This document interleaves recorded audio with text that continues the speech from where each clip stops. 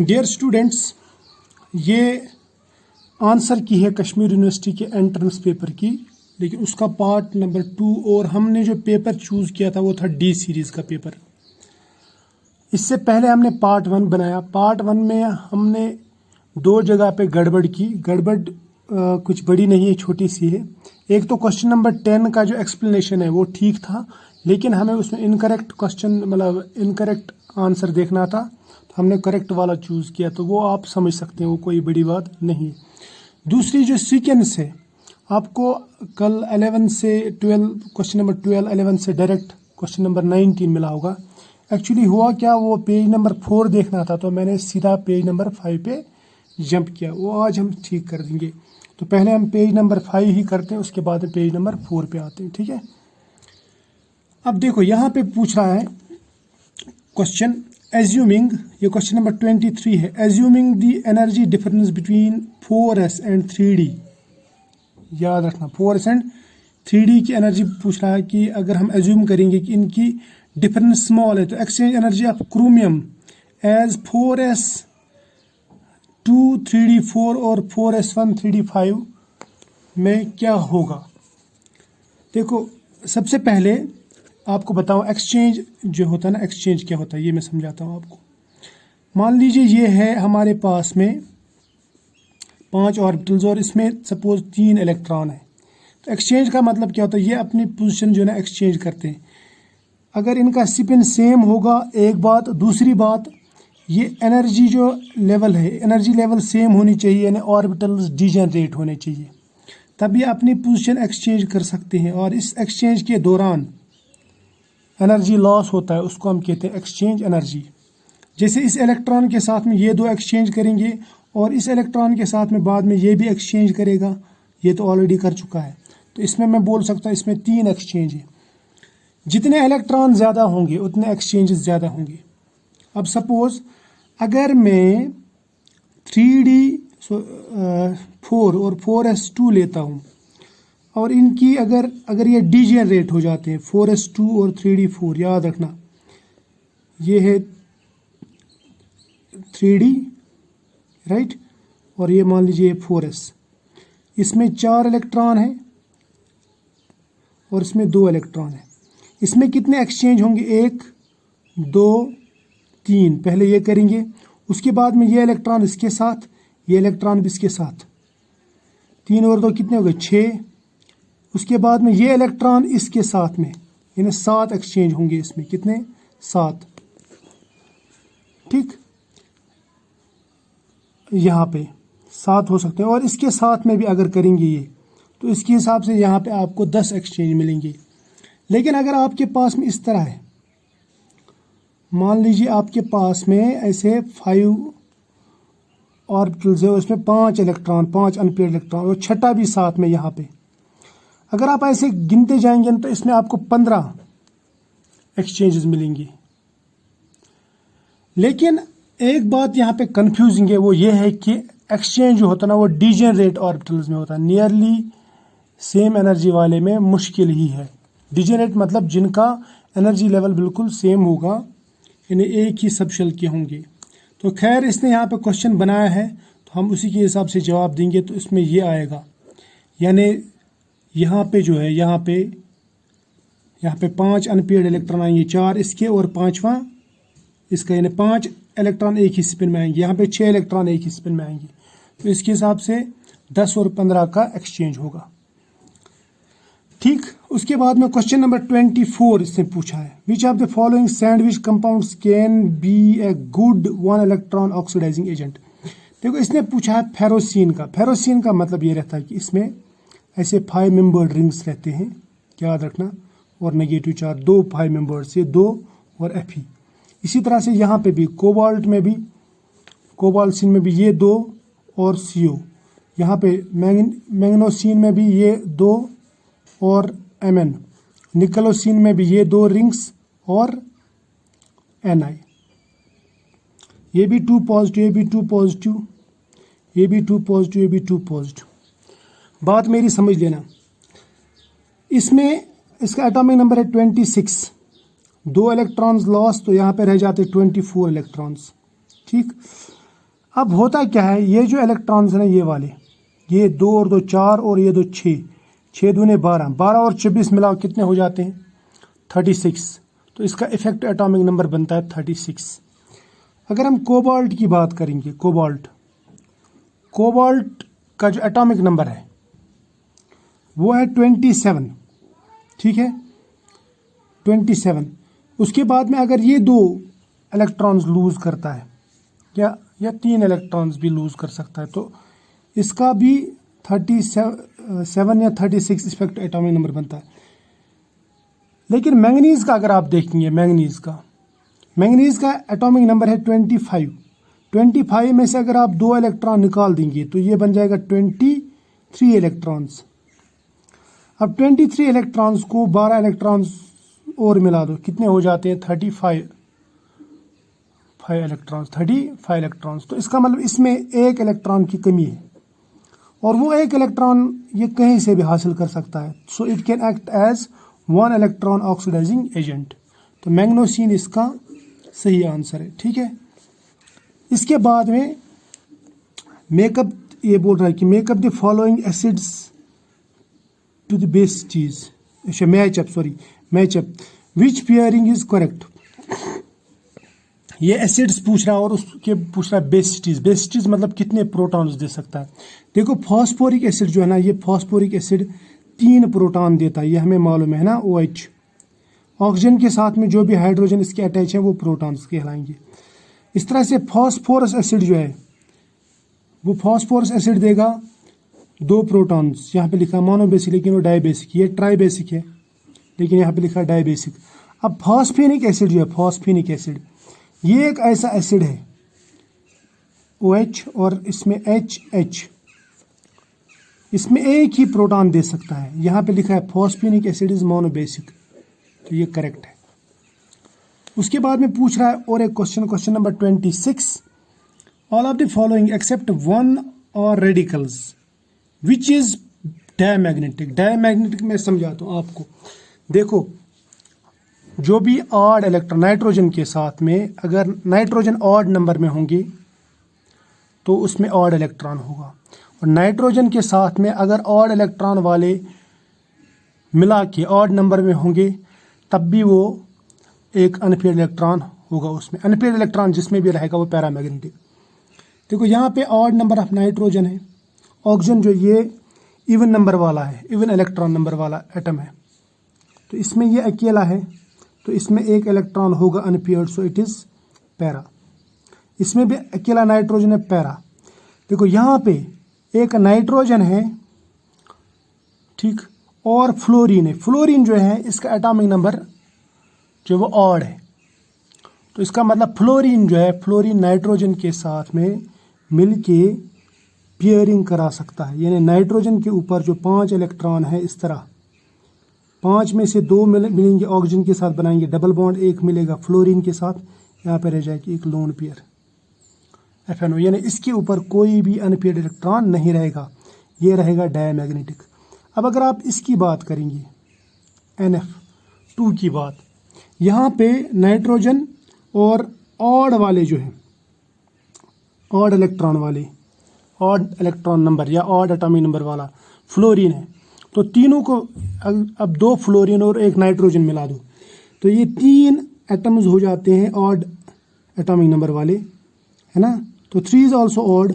यानी odd atomic number वाले जब ऑड नंबर में मिल जाएं तो वो कोई ना कोई अनपेयर्ड इलेक्ट्रॉन छोड़ते हैं, खासकर नाइट्रोजन के साथ में, तो ये भी पैरामैग्नेटिक होगा। तो इसके हिसाब से ये सिर्फ डायमैग्नेटिक है। अब यहाँ पे ये पूछ रहा है कि देखो find incorrect match among the following, zinc carbonic anhydride, ठीक, ये इसमें रहता है। उसके बाद में iron transport, ferritin iron transport नहीं करता बल्कि आयरन स्टोरेज करता है, ये याद रखना, स्टोरेज। तीसरा है कैडमियम टॉक्सी मेटलोथायोनिन्स, यस, ये इसमें इनका दोनों का मैच बनता है, मेटलोथायोनिन्स के ऊपर इफेक्ट होता है इसका, और इसकी टॉक्सिसिटी से को कंट्रोल भी कर सकते हैं। साइटोक्रोम ये P4450 होना चाहिए, उसको हम मोनो ऑक्सीजनेज भी कहते हैं, ठीक है। देखो यहाँ पे मुझे लगता है यहाँ पे दो ऑप्शंस आने चाहिए। एक तो ये, क्योंकि ये आयरन ट्रांसपोर्ट पूछा लेकिन स्टोरेज करता है, लेकिन साथ साथ में यहाँ पे देखो इन सब की फंक्शंस है, लेकिन यहाँ पे नाम है और यहाँ पे ये भी गलत है। खैर मैं इसके साथ जाऊंगा, लेकिन अगर आप इनकरेक्ट मैच में देखेंगे ना तो ये भी इनकरेक्ट बनता है, लेकिन मोस्ट प्रोबेबली ये वाला आएगा, क्योंकि यहाँ पे स्टोरेज करता है, इसने लिखा है ट्रांसपोर्ट। चलो छोड़ा अब इसको, ठीक है। अब आते हैं हम पेज नंबर 4 पे वापस। इससे पहले हमने पेज नंबर 5 लिया, पेज नंबर 4 पे वापस आते हैं, क्योंकि ये कल छूट गया था। तो इसमें क्वेश्चन नंबर 12 आएगा, ठीक है। क्वेश्चन नंबर 12 पूछ रहा है कि 1 mole of an ideal gas is heated to 3 times its initial temperature at constant volume, then the change in entropy. देखो चेंज इन एंट्रोपी जो है ना, ये हम ऐसे लिखते हैं। सपोज आइडियल गैस के लिए मैं बताऊंगा, ये ऐसे भी लिख सकते हैं हम। ये बराबर था CV ln T2/T1 प्लस और ln V2/V1, राइट। यहाँ पे वॉल्यूम कांस्टेंट है, इसका मतलब V2 और V1 दोनों बराबर होंगे, तो ये 1/1 हो जाएगा। ln 1 इज इक्वल टू, ये पूरा 0 हो जाएगा, तो ये छोड़ दो। इसके हिसाब से यहाँ पे बच जाता है delta S is equal to CV ln T2, दूसरा टेम्परेचर बोल रहा है कि ये 3 times है ग्रेटर देन फर्स्ट टेम्परेचर, तो यहाँ पे बन जाएगा ln CV ln 3/1। 3/1 मीन्स 3, यानी is equal to CV ln 3। तो ये ऑप्शन सही है। उसके बाद में पूछ रहा है, ये तो बहुत ही आसान है, बहुत आसान क्वेश्चन है ये पूछ रहा है कि ज्यूरिंग कंडक्टोमेट्रिक टाइट्रेशन, एक एसिड का टाइट्रेशन कर रहे हैं बेस के साथ में, और ये बोल रहा है कि डायरेक्ट बोलूँगा मैं, ये बोल रहा है कि ग्राफ इस तरह आएगा, यानी पहले डिक्रीज होगा, उसके बाद में कांस्टेंट ग्राफ। तो ऐसा ग्राफ कब आता है? ऐसा ग्राफ तब आता है जब आप स्ट्रॉन्ग एसिड को स्ट्रॉन्ग बेस के साथ में टाइट्रेट करते हैं, ठीक है। स्ट्रॉन्ग बेस के साथ में वीक बेस के साथ में टाइट्रेट करते हैं, तो इसके हिसाब से ये ऑप्शन आएगा।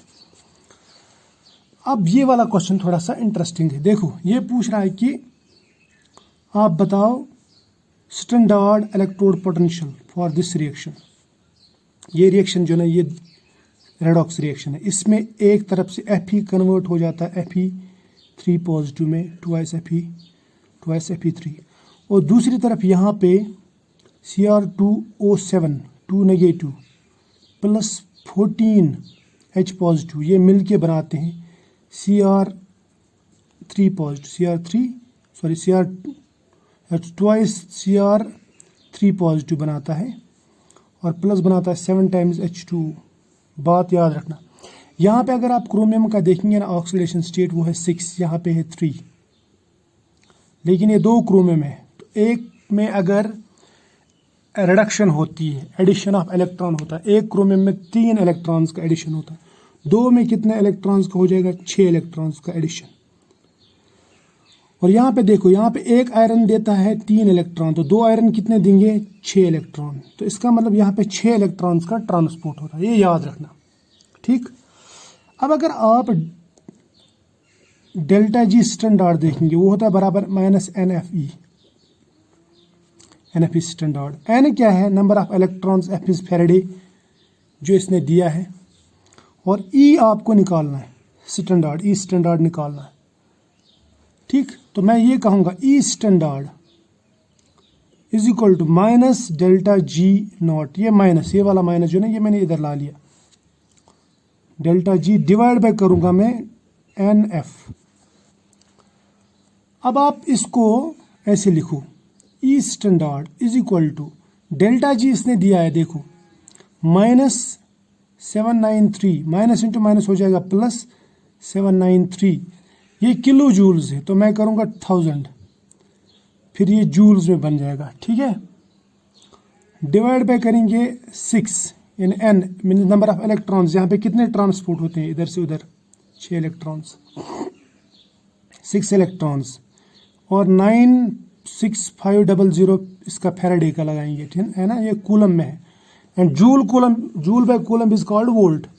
जब आप इसको सॉल्व करेंगे ना तो आपको ये मिल जाएगा, अब इसको सॉल्व करो, आपको ये आंसर मिल जाएगा। ये मैंने निकाल के रखा था इसलिए बोल रहा मैं, ठीक है।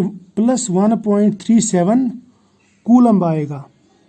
यहाँ पे तो माइनस वैल्यू था ना, माइनस कैसे हट गया, माइनस डेल्टा जी, और ये इसका -793 जब पुट करेंगे तो ये वैल्यू आ जाएगा। क्लियर, ये बहुत ही आसान है। अब इसके बाद में आता है क्वेश्चन नंबर 15। ये भी बहुत ही इंटरेस्टिंग क्वेश्चन है। देखो इसमें क्या बोल रहा है, इसमें बोल रहा है कि आपको सॉलिबिलिटी निकाल, molar solubility in terms of KSP, solubility constant निकालनी के टर्म्स में आपको निकालना है। अब देखो Al2SO4 होल थ्राइस गिव्स, ये ट्वाइस Al3 पॉजिटिव देगा प्लस थ्राइस SO4 2 नेगेटिव देगा। यानी यहाँ पे एक तो कैटायन देता है और दूसरा एनायन। जितने कैटायन और एनायन बनेंगे उतनी सॉलिबिलिटी ज़्यादा होगी, ये बात याद रखना, क्योंकि मेटल्स भी आयनिक फॉर्म में ही सॉल्युबल होते हैं और नॉन मेटल्स भी आयनिक फॉर्म में ही सॉल्युबल हो जाते हैं। क्लियर, तो मैं फिर बोलूँगा इसकी सॉल्युबिलिटी है 2s, इसकी सॉल्युबिलिटी है 3s। राइट, बात समझ में आ गई। अब अगर मैं आपसे पूछूं KSP किसके बराबर है, तो मैं ऐसा लिखूंगा, KSP जो रहता है इसका फॉर्मूला है, वो रहता है जितने भी आयन्स हैं कैटायन और जितने भी एनायन्स हैं उनका प्रोडक्ट करो और पावर दे दो ये स्टोइचियोमेट्रिक कोएफिशिएंट। यानी मैं लिखूंगा 2s raised power 2 into 3s raised power 3, यानी वही जो इसका स्टोइचियोमेट्रिक कोएफिशिएंट है वही उसका पावर भी हो जाएगा। तो इसके हिसाब से ये बन जाएगा 2 का स्क्वायर यानी 4s स्क्वायर इंटू हो जाएगा 3 का क्यूब हो जाएगा 27, 3 या 9 या 27 s क्यूब, ये हो जाएगा बराबर 27 और इंटू 27 इंटू 4 108 है ना, 108 और s रेज पावर आएगा 5, ये हो जाएगा KSP के बराबर।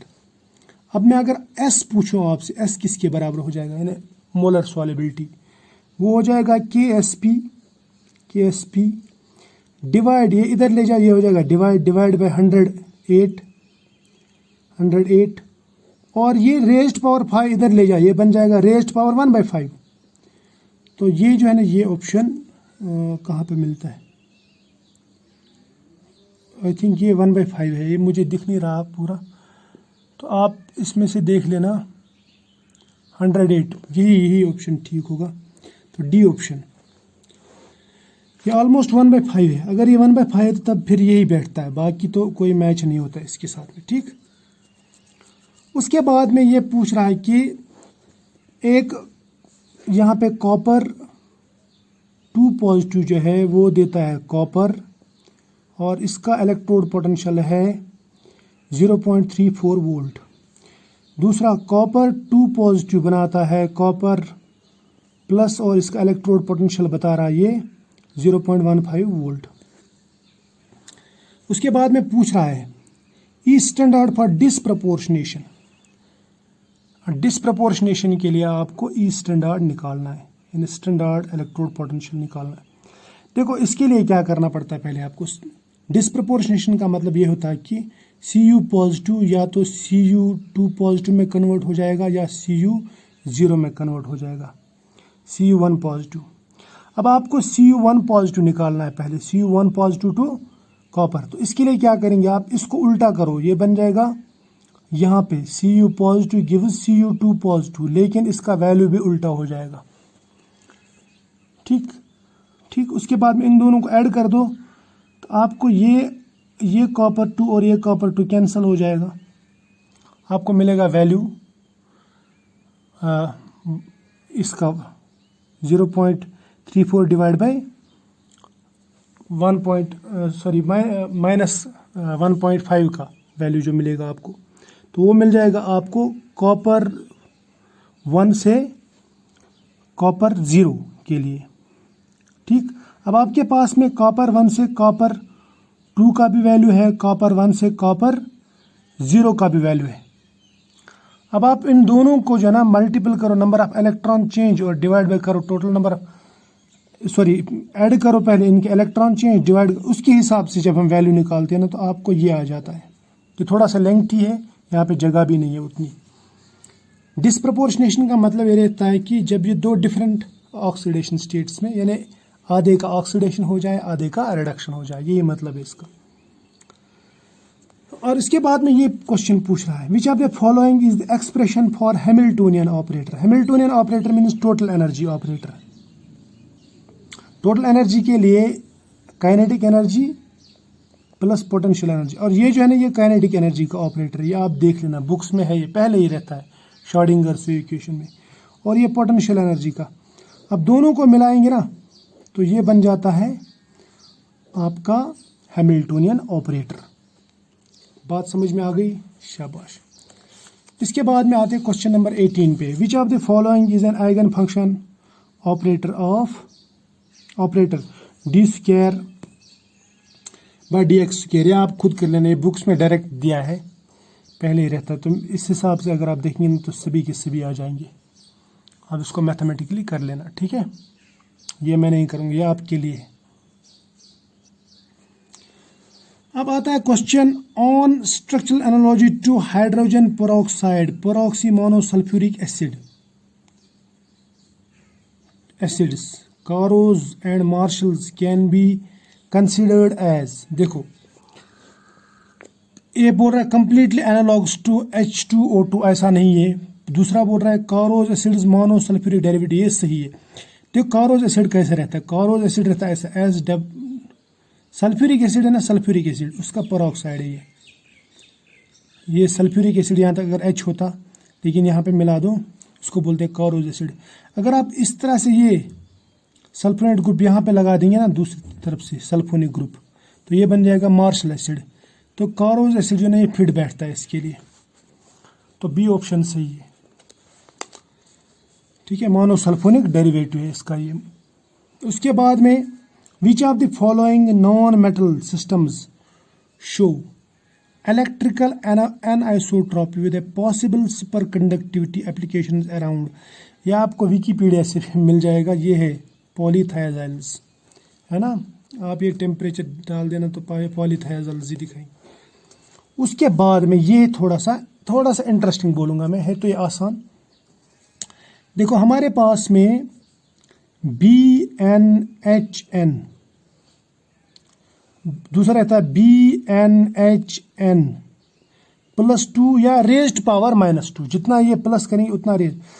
तीसरा BnHn +4 या रेज्ड पावर -4, ऐसा कर सकते हैं आप। BnHn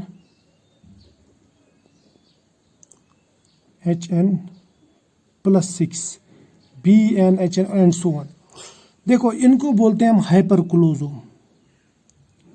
ठीक है, हाइपरक्लोजो। ये है क्लोजो, ये है नीडो, ये है एरेक्नो बोरेन्स। यानी अगर आपके पास में दो बोरान है, हाइड्रोजन भी, इसका मतलब N2 है, हाइड्रोजन भी का N भी 2 ही हो जाएगा, +2 कर दो तो B2H4 बन जाएगा, उसे हम कहेंगे क्लोजो है, ठीक है। अब BnHn +2 ये क्लोजो है, या BnHn रेज्ड पावर -2 यानी पावर -2, वो भी क्लोज ही होगा। यानी जो आप प्लस कर रहे हैं ना, अगर आप डायरेक्ट प्लस करेंगे तब भी ठीक है, अगर प्लस नहीं होगा तो फिर इतना ही रेज्ड पावर माइनस हो जाएगा, उतना ही चार्ज माइनस में होगा, ठीक। अब देखो अगर आप लेंगे B7H7, ये +2 बन जाएगा फिर, या -2 रेज्ड पावर -2, तो मेरे ख्याल से क्लोजो है, फिर इसको क्लोजो बना दो। अब B9H15 किसके साथ में मिलता है, B9 यानी 9 को कितना ऐड कर देंगे कि वो 15 बन जाएगा, 9 को 6 ऐड कर दो, तो इसका मतलब ये BnHn +6 है, वो कौन सा है, ये एरेक्नो है ना, तो ये फिर एरेक्नो है ये वाला।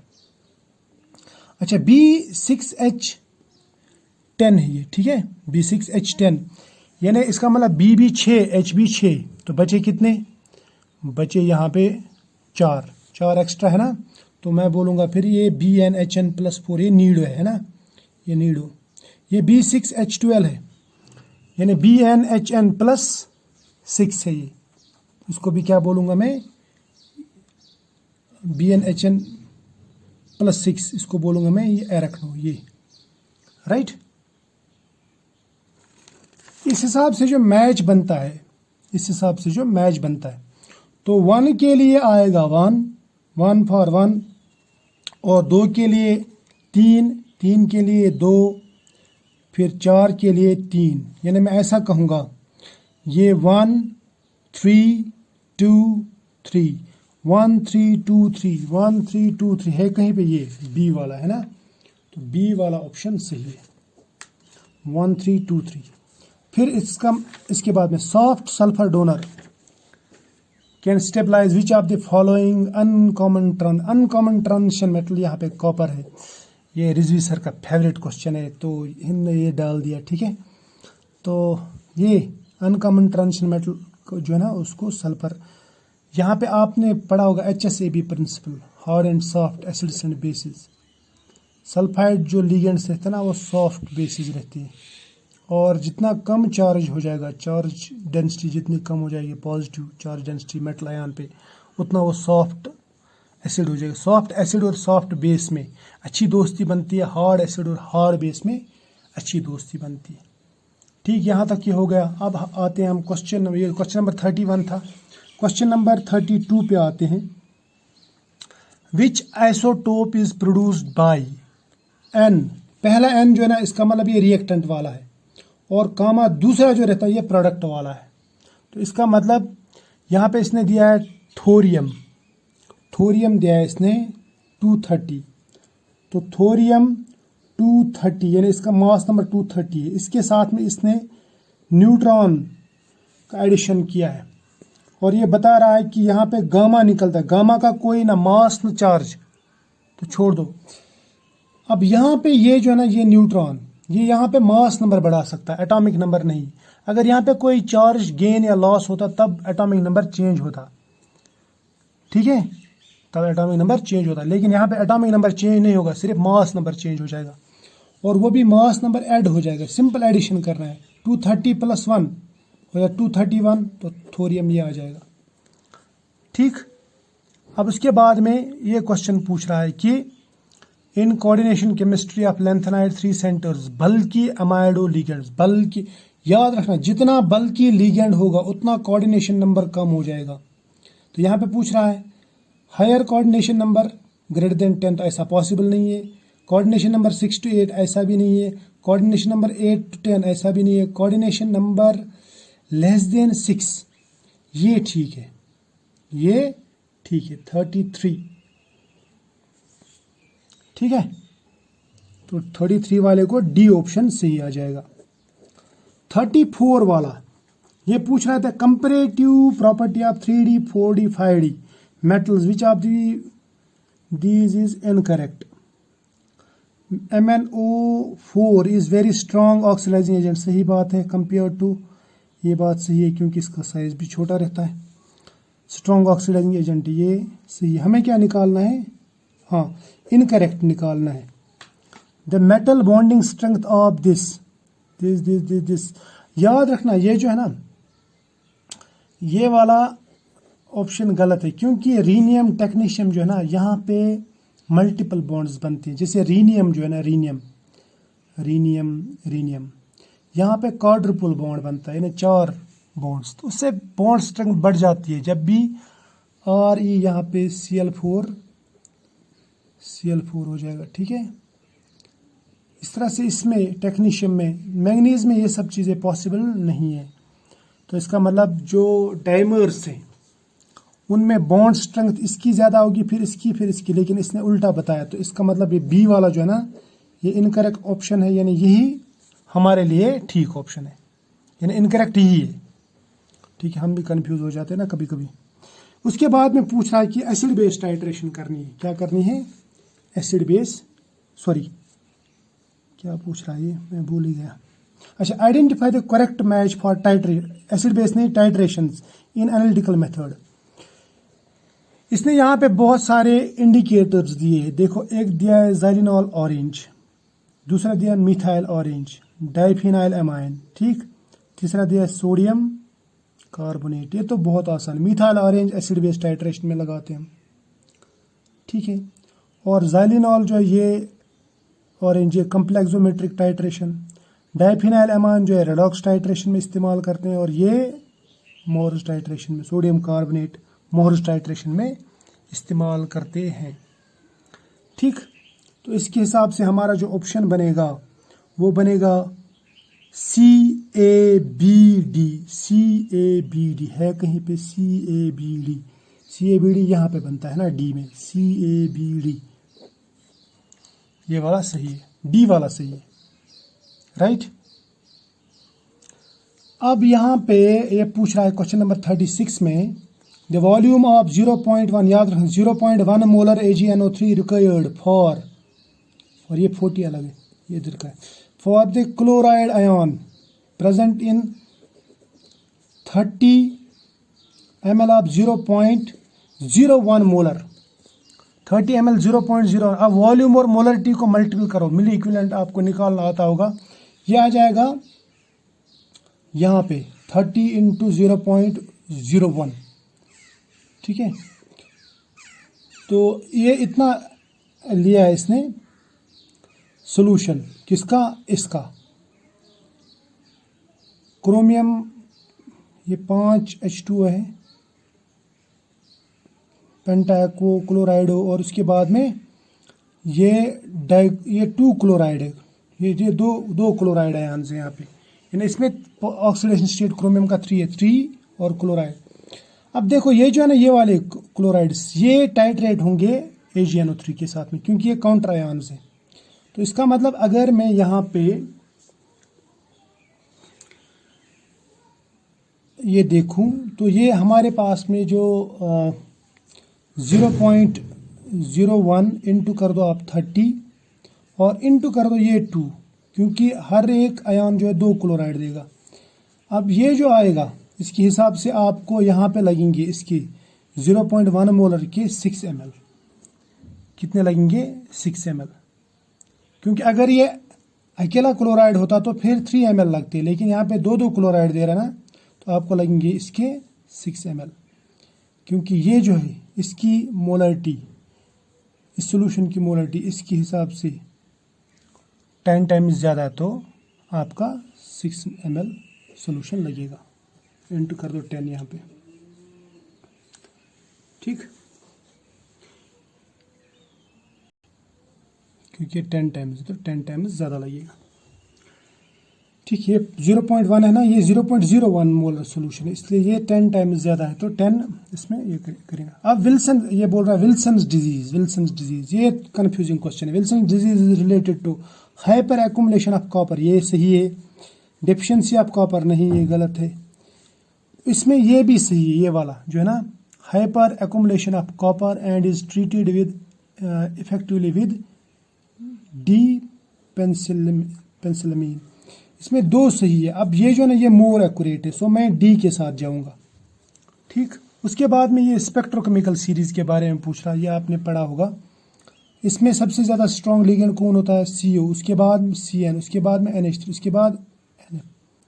तो सिंपल सा है ये स्पेक्ट्रोकेमिकल सीरीज, ये आपको याद भी होगा, ठीक। उसके बाद में और एक क्वेश्चन पूछ रहा है, identify the correct statement about hexaaqua nickel और हेक्साक्वो कॉपर के बारे में पूछ रहा है। 2 पॉजिटिव, इसका मतलब एक D8 सिस्टम है, दूसरा D9 सिस्टम है। बात मेरी समझ लेना। देखो ये जो ना D9 वाला, इसमें जो फिलिंग होगी इलेक्ट्रॉन्स की, खासकर EG में, वो एसिमेट्रिक फिलिंग होगी कॉपर के EG में, क्योंकि एक में 2 इलेक्ट्रॉन आएंगे और दूसरे में एक ही अकेला इलेक्ट्रॉन आएगा, क्योंकि D9 सिस्टम है ये। तो उससे क्या होगा, उससे यहाँ पे जॉन टेलर डिस्टॉर्शन हो जाता है। अगर EG में, अगर EG जो रहते हैं ना ऑर्बिटल्स ऊपर T2G और EG, ईजी में अगर अनसिमेट्रिकल डिस्ट्रीब्यूशन ऑफ इलेक्ट्रॉन्स हो तो जॉन टेलर डिस्टॉर्शन हो जाता है, और कॉपर में ऐसा हो सकता है। तो उसकी वजह से क्या होता है, वहां पे जेड एलोंगेशन होगी।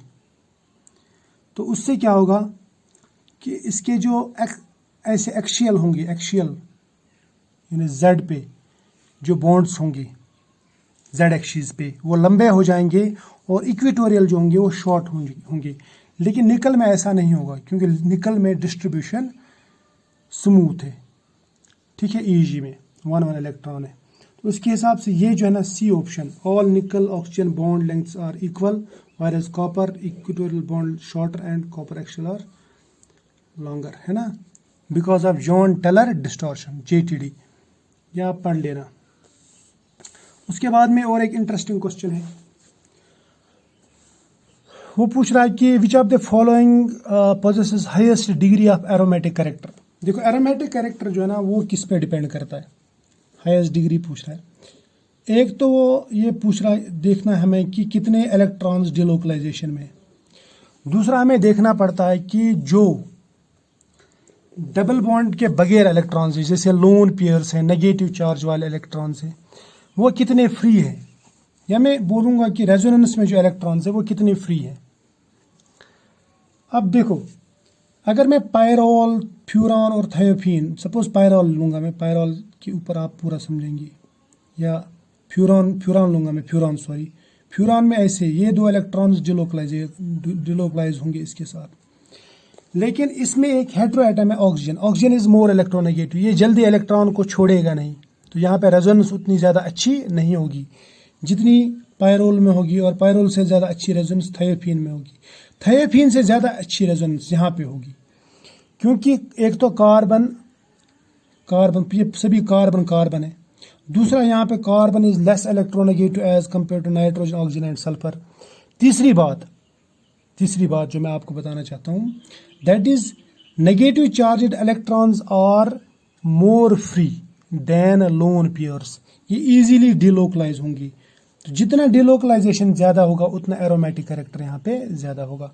तो मैं इसके साथ जाऊँगा, क्वेश्चन नंबर 40 का जो आंसर आएगा वो 1 आएगा। उसके बाद में ये पूछ रहा है कि identify the most stable carbocation among the following.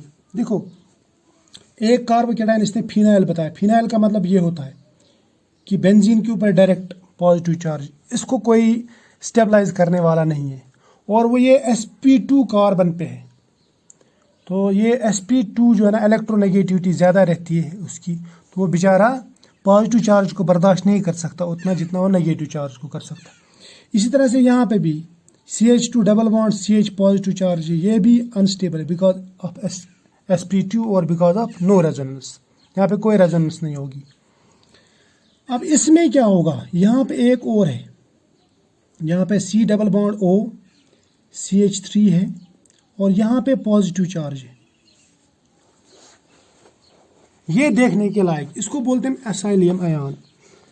अब इसमें यहाँ पे लोन पेयर है, तो यहाँ पे ये मीजोमेरिक इफेक्ट दिखा सकता है, और ये बन जाएगा ऐसे C triple bond O positive charge इस पे, यहाँ पे CH3, इसका भी ऑक्टेट कंप्लीट, इसका भी ऑक्टेट कंप्लीट, दोनों का ऑक्टेट कंप्लीट है ना, इसका भी ऑक्टेट कंप्लीट हो जाएगा, कार्बन का, ऑक्सीजन का भी ऑक्टेट कंप्लीट हो जाएगा, और यहाँ पे मीजोमेरिक इफेक्ट भी होगा +M इफेक्ट, तो ये ज़्यादा स्टेबल होगा। अब ये भी एक कार्बोकेटाइन है, यहाँ पे हाइपर कंजुगेशन होती है, लेकिन ये वाला ज़्यादा स्टेबल है क्योंकि यहाँ पे पाई इलेक्ट्रॉन्स इजीली इसको कर सकते हैं, और साथ में यहाँ पे इस पॉजिटिव चार्ज को यहाँ पे हाइपर कंजुगेशन भी हो सकती है, इसमें सिर्फ हाइपर कंजुगेशन हो, इसमें मेसोमेरिक इफेक्ट और हाइपर कंजुगेशन। तो मैं इसके साथ जाऊँगा, C के साथ, ठीक है।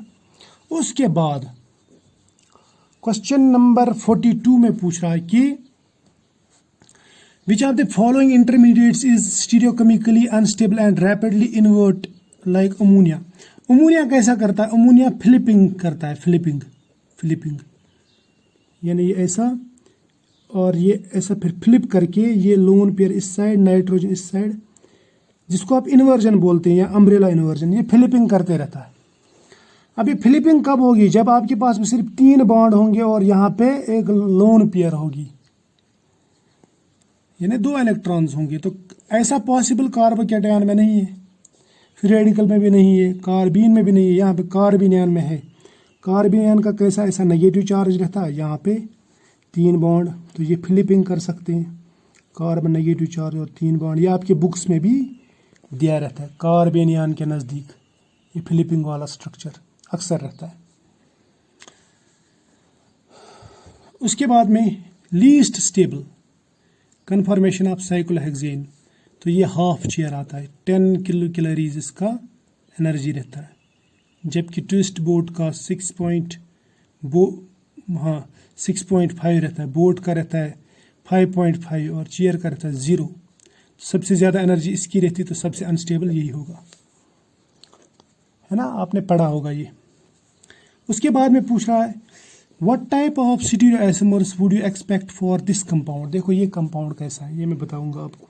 ये कंपाउंड ऐसा है, इसमें कितने कार्बन है, 1 2 3 4 कार्बन। तो मैं इन 4 कार्बन को ऐसे बनाता हूँ, ये CH3, ये CH3, यहाँ पे एक कार्बन, यहाँ पे दूसरा कार्बन, इसके ऊपर एक तरफ OH, दूसरी तरफ H।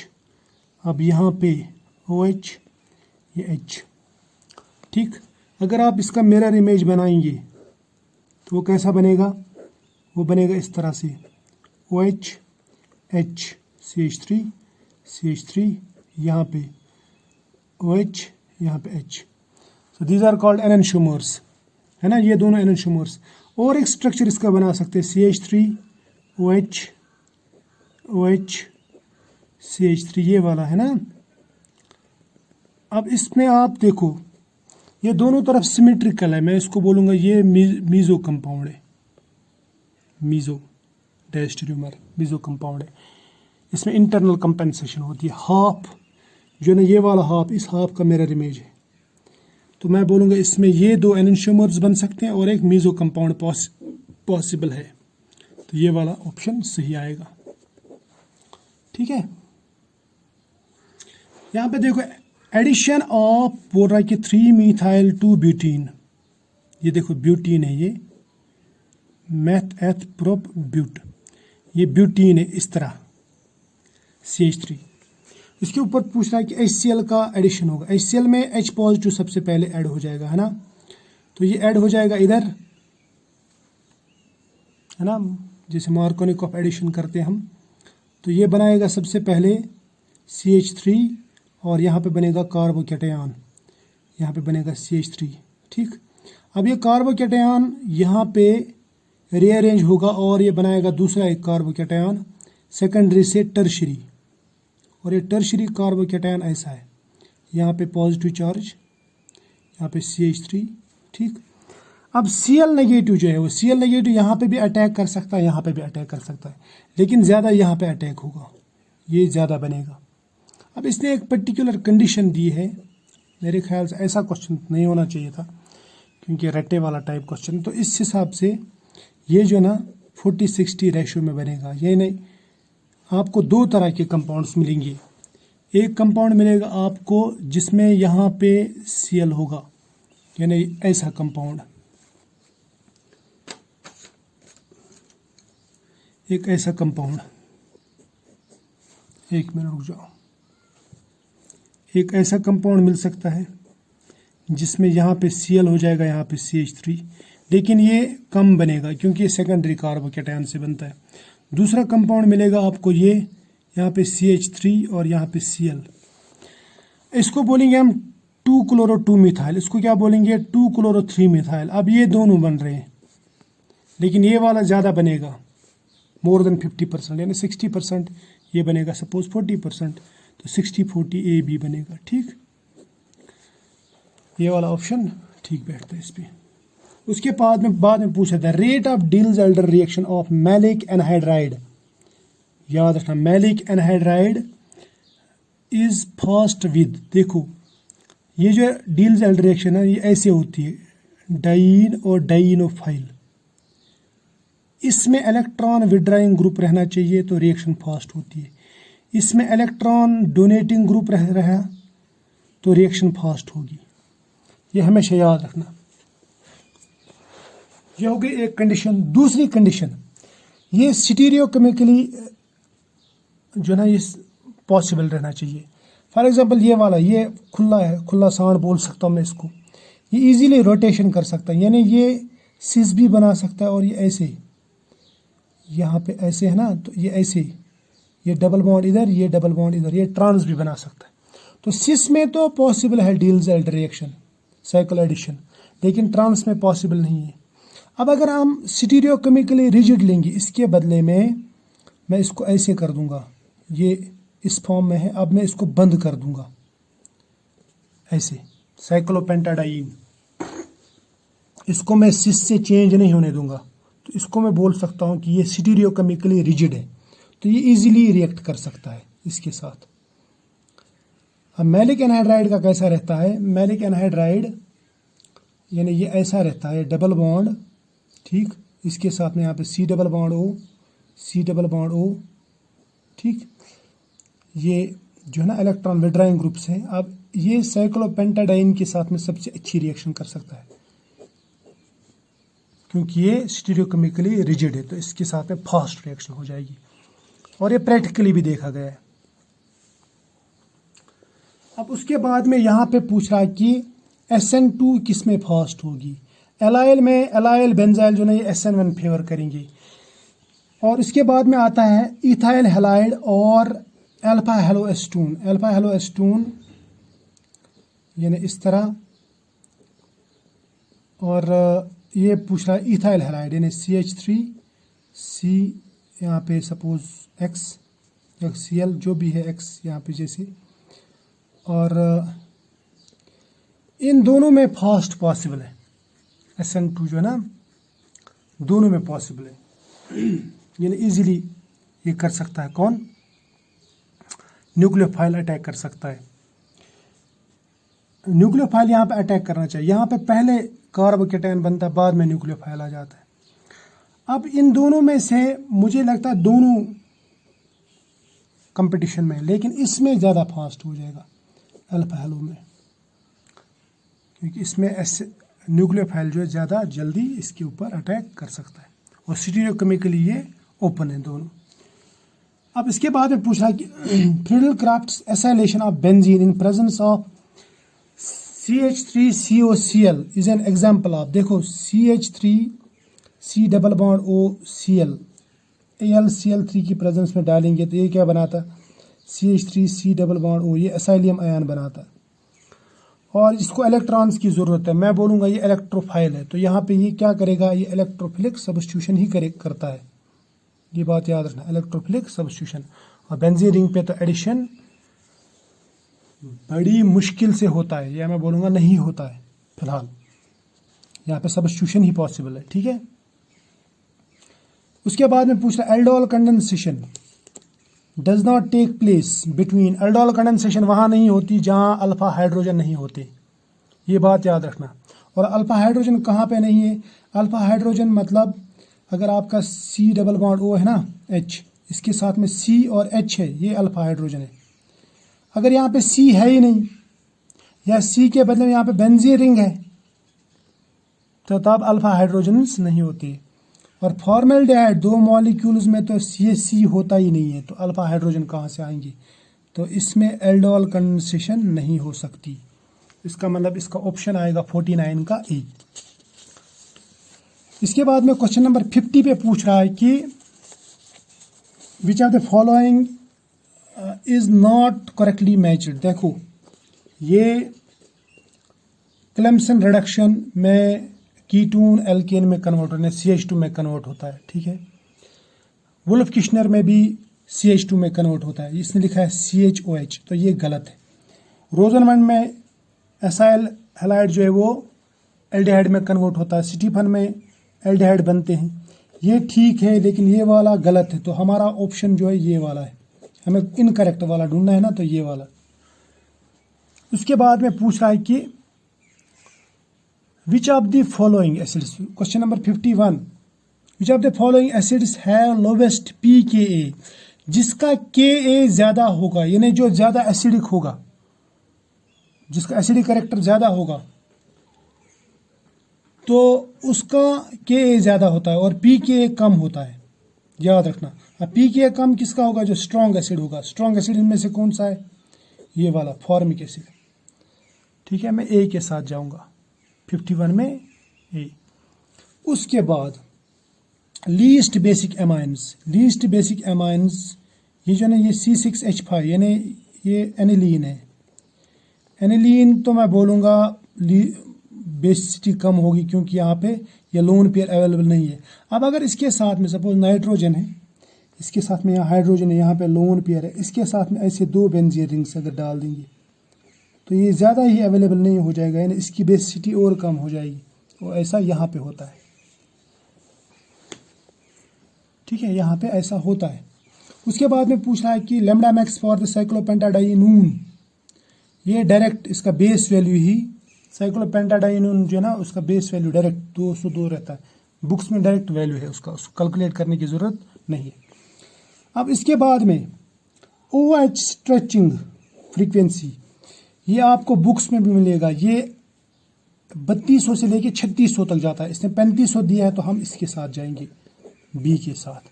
ये डायरेक्ट वैल्यू आप देख सकते हैं, आप नेट पे से भी सर्च कर सकते हैं। उसके बाद केमिकल शिफ्ट का पूछ रहा, chemical shift of aromatic protons in H1NMR spectra. Aromatic proton के लिए आपको मालूम है 7 to 8 ये C, इसको ज़्यादा सोचने की ज़रूरत नहीं है। अब इसमें पूछ रहा है कि H1 spectra of organic number of peaks. Number of peaks mean number of unequivalent protons, है ना, अनइक्वलेंट सेट्स ऑफ या equivalent sets of proton, sorry equivalent. यहाँ पे कितने इक्विवेलेंट्स हैं? देखो ये एक सेट है, ये दूसरा सेट है, ये तीसरा सेट है, ये चौथा सेट है, तो 4 सेट्स हैं, है ना, क्योंकि ये सिमेट्रिकल मॉलिक्यूल नहीं है तो यहाँ पे सब के सब जो है ना अलग अलग सेट्स बनाते हैं, हर एक कार्बन के हाइड्रोजन अलग सेट। तो यहाँ पे 4 सेट, तो ये 4 सेट प्रोटॉन है तो 4 सिग्नल दिखेगा, 4 पीक्स आएंगी। ये तो सिंपल है, आपने 12th में भी पढ़ा होगा, 11th 12th। जो हमारी बॉडी में जो ग्लूकोज स्टोर होता है ना वो ग्लाइकोजन की फॉर्म में होता है। उसके बाद में और एक सिंपल सा क्वेश्चन है, बहुत ही आसान। The sequence in which amino acids are arranged in protein. पहली जो सीक्वेंस है ना अमाइनो एसिड्स की वो प्राइमरी स्ट्रक्चर है ना। उसके बाद में which of the following are not essential molecules of life. ये एक्चुअली बेसिक जो है ना फंडामेंटल या इंपॉर्टेंट मॉलिक्यूल्स जो रहते हैं हमारे पास में बॉडी में, उसमें सबसे पहले प्रोटीन रहता है, कार्बोहाइड्रेट रहता है, लिपिड रहता है और न्यूक्लियोटाइड रहता है, न्यूक्लियोटाइड। ये 4 बेसिक या फंडामेंटल मॉलिक्यूल्स हैं। तो इस हिसाब से विटामिन इसमें नहीं बैठता, ये फंडामेंटल्स में नहीं आता। अब इसने एसेंशियल लिखा है तो ये मेरे समझ में नहीं आ रहा, लेकिन इसका मतलब शायद यही है कि फंडामेंटल पूछ रहा है। चलो कोई बात नहीं, जो इंपॉर्टेंट बोलूँगा मैं ये 3 है, ये वाला नहीं है। अब क्वेश्चन नंबर 60, लास्ट वाला क्वेश्चन, ये आसान भी है लेकिन थोड़ा सा कंफ्यूजिंग भी है, मैं बताऊंगा कैसे। देखो इसने क्या किया, इसने यहाँ पे कुछ डिग्री में लिखा कुछ केल्विन में, तो ये थोड़ा कंफ्यूज करता है। ये पूछ रहा है कि root mean square velocity of SO2 molecule will become double its value at STP। STP मतलब standard temperature and pressure. Standard temperature का मतलब रहता है 273 केल्विन। बात समझ में आ गई? प्रेशर का तो यहाँ पे रोल ही नहीं है। रूट मीन स्क्वायर वेलोसिटी पूछता है। ये पूछ रहा है कि ये कब डबल हो जाएगा, किस टेम्परेचर पे, यानी यहाँ पे टेम्परेचर पूछे है। तो देखो मैं क्या करूँगा, इसने जो रूट मीन स्क्वायर वेलोसिटी दी है उसको मैं लिखूंगा, रूट मीन स्क्वायर वेलोसिटी ऐसा रहता है 3RT डिवाइड बाई m। ये है ना molar mass, gas constant, temperature. इसको जब हम डबल करेंगे तब हमें मिल जाएगा नई रूट मीन स्क्वायर वेलोसिटी, है ना, 3RT डिवाइड बाई m। ये बोल रहा है कि ये डबल कब होगा, जब हम टेम्परेचर चेंज कर रहे हैं। बात मेरी समझ लेना। तो क्या कर रहा है, देखो इसने सबसे पहले हम स्क्वायर कर देंगे, इसको रूट हटा देंगे, ठीक है, स्क्वायर कर दो तो ये बन जाएगा इसका स्क्वायर और इसका स्क्वायर, ये बन जाएगा 4 × 3RT divide by m equal to 3RT। ये सपोज ये T1 है, ये T2 है, ये याद रखना। हमें दूसरा टेम्परेचर निकालना है, डिवाइड बाय एम। एम क्या है? Molar mass. मोलर मास यहाँ पे किसका है? उस मॉलिक्यूल का जिसकी हम बात कर रहे हैं, SO2 का। अब मोलर मास इसका पहले भी उतना ही रहेगा, बाद में भी। तो ये काट देंगे, ये काट देंगे, ये काट देंगे, ये काट, ये कॉमन है सभी में। अब क्या बचा यहाँ पे? अब बचा इसका T1 जो टेम्परेचर दिया है और T2 जो निकालना है। तो मैं कहूँगा 4 × T1 is equal to T2। T1 कितना दिया है इसने? उसने दिया 4 × 273, क्योंकि स्टैंडर्ड टेम्परेचर एंड प्रेशर है ना, ये बन जाएगा T2 के बराबर। यानी जिस टेम्परेचर पे ये डबल हो जाएगा, क्योंकि हमने डबल कर दिया है इसको, तब जाके ये इसकी बराबर हो जाएगा। अब देखो करना क्या है, इसको कर दो मल्टीपल। 4 दिया होता है 12, मैं कहूँगा ऐसा, यहाँ पे थोड़ा T2 हो जाएगा बराबर, इसको इधर ले जाओ, 4 तियाँ 12, 4 7 28 और 1 हो गया 29, 4 दूने 8 और 2 होते 10। लेकिन एक केल्विन में, अब देखो यहाँ पे इसके साथ में केल्विन वाला ये तो मैच नहीं हो रहा, ये मैच नहीं हो रहा, इसको छोड़ दो, इसको छोड़ दो, ये तो बहुत कम है, इसको भी छोड़ दो फिलहाल। अब हम इस पे नज़र डालेंगे, ये दिया है इसने डिग्री सेल्सियस में। अब केल्विन को डिग्री में कन्वर्ट करने के लिए क्या करना पड़ता है? 273 से माइनस कर दो, है ना, तो ये बन जाएगा डिग्री। तो ये बन जाएगा, देखो 12 में से 3 9, ठीक, और 8 में से 7 कितना होता है? 1, यहाँ पे बचते हैं 10, 10 में से 2 और ये हो जाता है 8, है ना, 819 डिग्री सेल्सियस बन जाएगा। तो ये ऑप्शन मेरे ख्याल से मुझे लगता है सही है, ठीक है। तो वैसे यही बैठ जाएगा, क्योंकि और कोई ऑप्शन इसमें मैच नहीं होता, ठीक है। तो अगर इसमें कोई गलती हुई होगी, मैंने इससे पहले भी कहा मैं इंसान हूँ, गलती हो सकती है, अगर गलती हुई होगी तो कमेंट में लिख देना, कोई बात नहीं, मैं वेलकम करूँगा। और उन सब स्टूडेंट्स का बहुत बहुत शुक्रिया जिन्होंने मुझे पेपर दिया, ख़ास कर इब्राहिम और कोई नाजिया जिन्होंने मुझे पेपर भेजा व्हाट्सएप करके, और कुछ स्टूडेंट्स का और भी शुक्रिया जिन्होंने मुझे कल ये बताया कि आपने ऑप्शंस में यहाँ पे गलती की, जैसे मैंने क्वेश्चन नंबर 10 का बताया। मुझे अच्छा लगता है कि अगर आप लोगों को बात मुझसे ज़्यादा अच्छी समझ में आ जाती है, तो ये मेरे लिए फ़ख्र की बात है, मुझे अच्छा लगता है, ठीक है। और आप मेरे चैनल को सपोर्ट कर रहे हैं तो ये भी बहुत अच्छी बात है, तो चैनल को सपोर्ट करते रहिए, थैंक यू। और लाइक ज़रूर करना और शेयर भी करना दोस्तों के साथ में। तो मिलेंगे फिर कभी, तब तक के लिए बाय।